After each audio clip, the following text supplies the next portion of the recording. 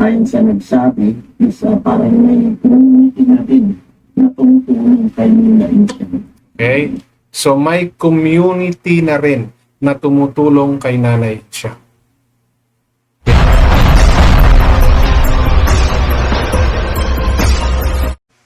Dahil sa nakitang sitwasyon, no, ni Lola Insyang, si Nanay Insyang, na ang kapitbahay niya ay puro basura na at yun nga, binalikan ni Daddy Frankie at naging mission nila ay linisin yung pwesto ni Nanay Insyang o ni Lola Insyang. And because of what the viewers saw, no, dito sa sitwasyon ni Nanay Insyang, so may mga nagmagandang loob at tumulong na mga sponsor. So ito po yung ilan sa mga reason, no, kung bakit hindi maiwasan na mayroon talagang tumitig, no? May tumititig na ngayon kay Daddy Frankie. Iba po kasi yung tinititigan at tinitingnan. No, tinititigan na po siya dahil sa napapansin, no, sa buong mundo yung ginagawa niyang pagtulong, yung pagbibigay niya ng tulong sa mga katulad ni Nanay Insyang at ng mga iba niya pang beneficiaries, no. So dahil po dito binalikan ni Daddy Frankie si Nanay Insyang. Sa pagbabalik niya, may mga bagay siyang binigay dahil nga from the sponsor. Actually hindi lang naman si Nanay Insyang yung nabigyan, no? Parang 3 tao yung nabigyan ng sponsor at iyan po yung kahalagahan ng mga sponsors. They are the immediate people, no, or groups na can help, no, immediately from the needs of like Nanay Insyang, no. And yun nga po, natugunan kagad na parang a few days pa lang atang naipalabas, no. Wala pa nga atang 24 oras nung naipalabas yung kay Nanay Insyang, ayun na, may mga tumulong na, which is nakakatuwa. And medyo sa iba, no, hindi ko po sinasabi, no, na kung sino man yung iba. Kasi nakakatawag na talaga ng pansin. No, I can say na isa si Daddy Frankie as of now, as of this years, no, na talagang nakakakitaan ng may pag-angat, no, in terms of charity vlogging, no. Itong taon siya na interview ni Karen Davila. Maraming happenings ngayong taon na to. Ito yung parang sa tingin ko pinaka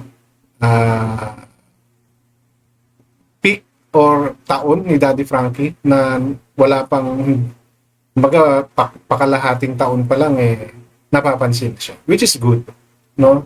And which is bad din. May good tsaka may bad.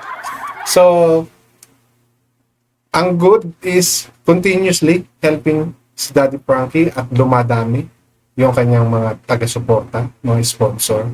And he can innovate, no, sa kanyang pagtulong. Tulad nga na sinabi niya na may iba pang paraan at yun yung ginagawa niya.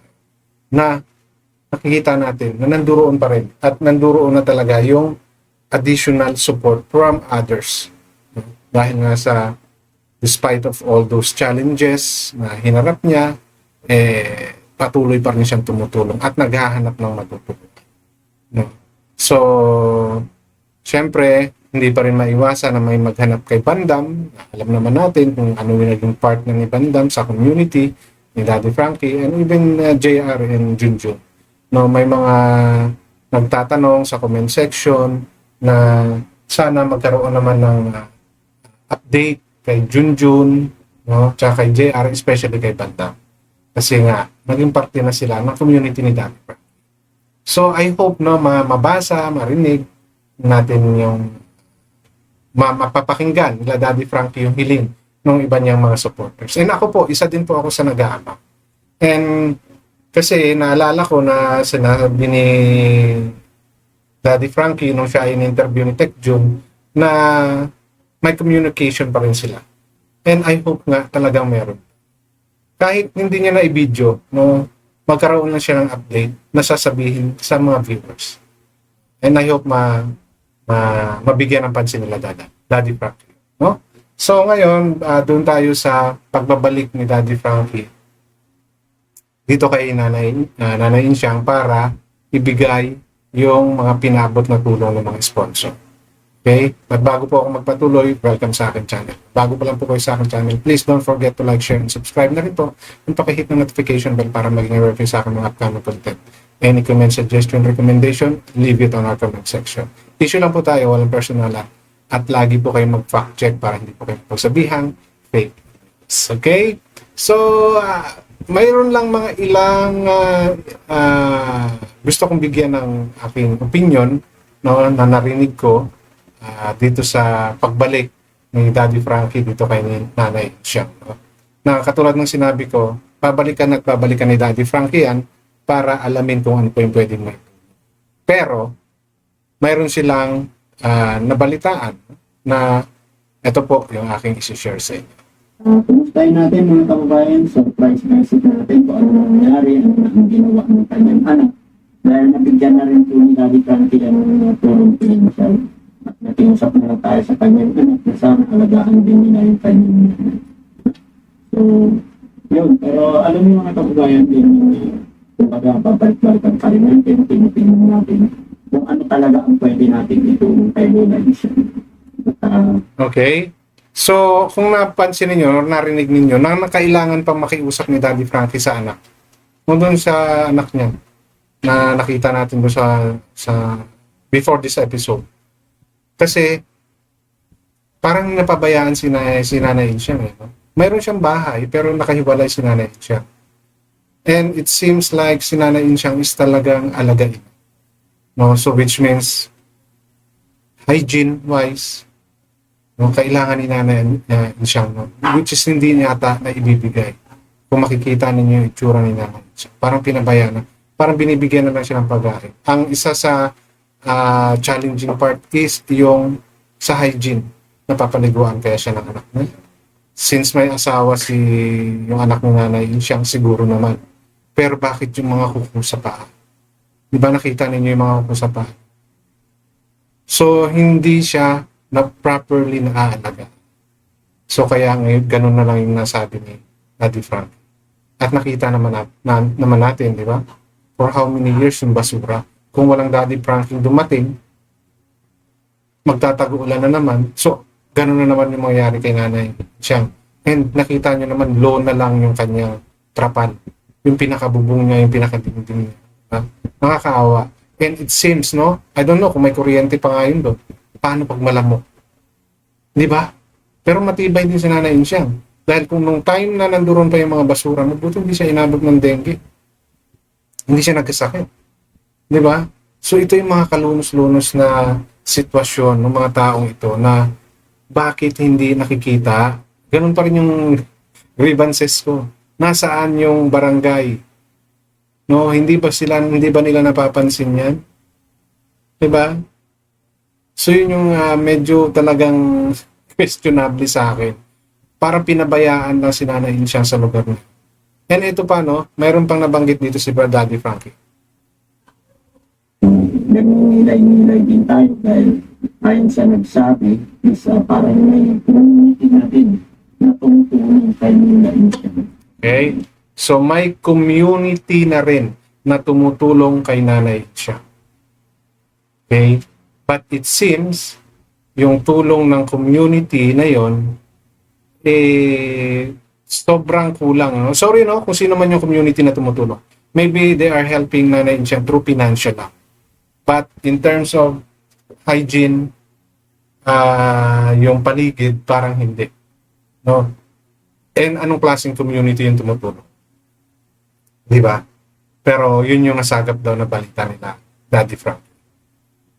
May community na tumutulong. Kaya medyo alalay lang muna si Daddy Frankie. Siguro, he's trying to know first kung sino or anong community yung tumutulong sa akin. Kasi ayan yung ayaw ni Daddy Frankie na magkaroon siya ng conflict with others na maaaring tumutulong din. So, I'm not sure what kind of community. Is it SOCMED community or private community? Mas maganda kung private community or even it's a soft-med community, at least, di ba, mag-collab sila, work hand in hand para sa ikabubuti ni Nanay Siang. Kasi pareho naman sila ng adhikain, matulungan yung matanda.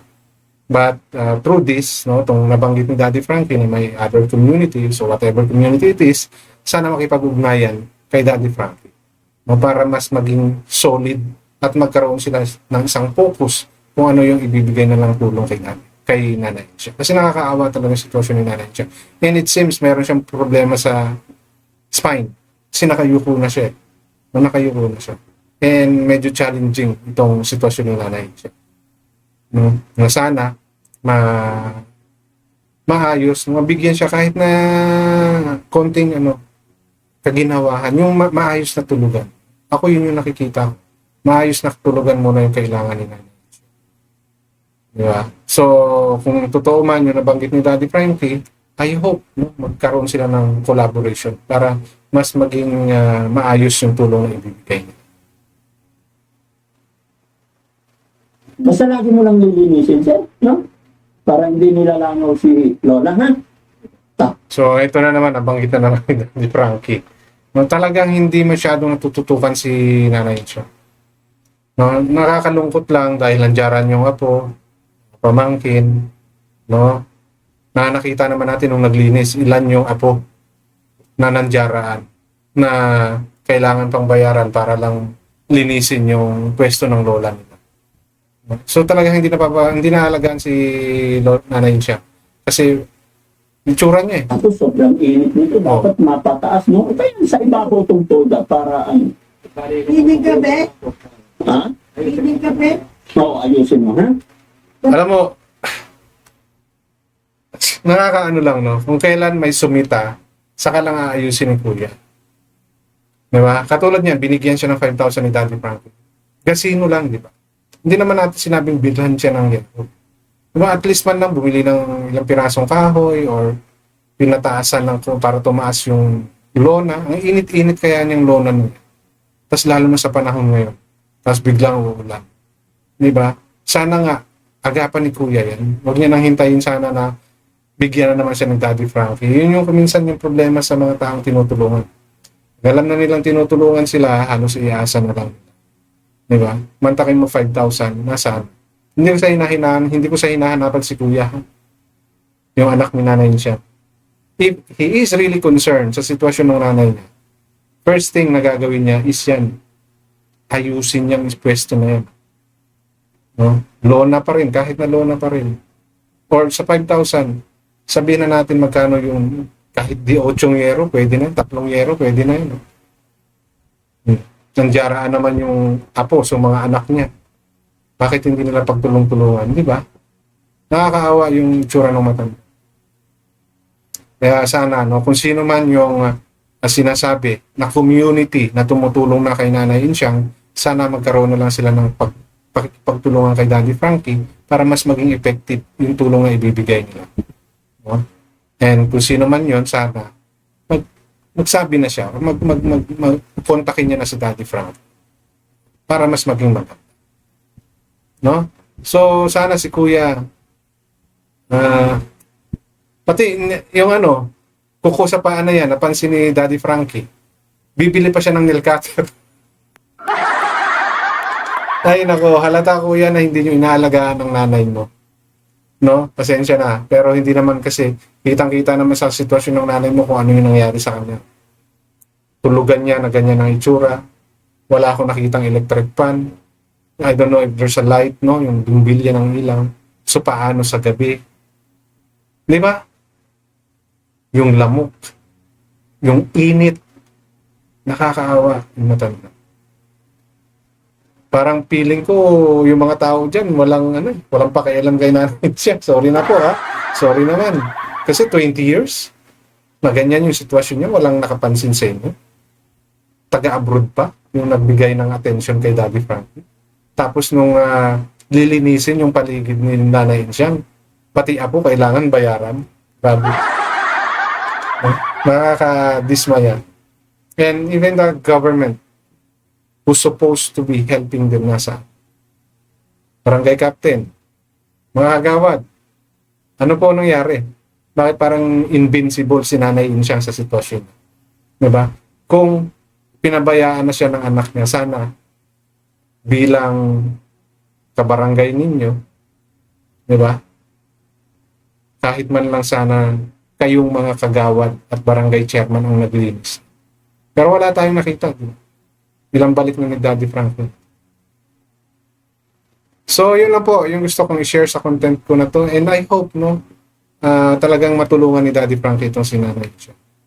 And may nagsasabi pa nga na sana mabilan siya ng wheelchair.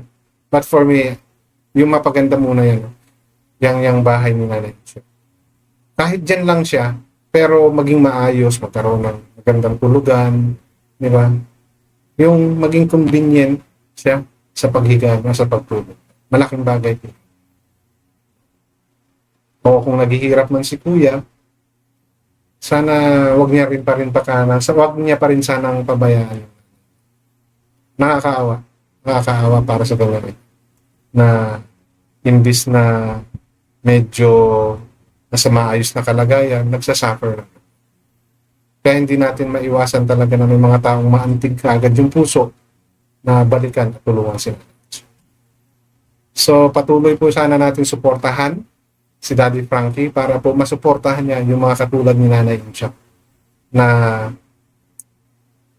parang nakalimutan na ng kamag-anak, nakalimutan pa ng gobyerno. Sana wag nating kalimutan si Daddy Frankie na support para po sa kanyang mga mission. So hanggang dito na lamang, maraming salamat.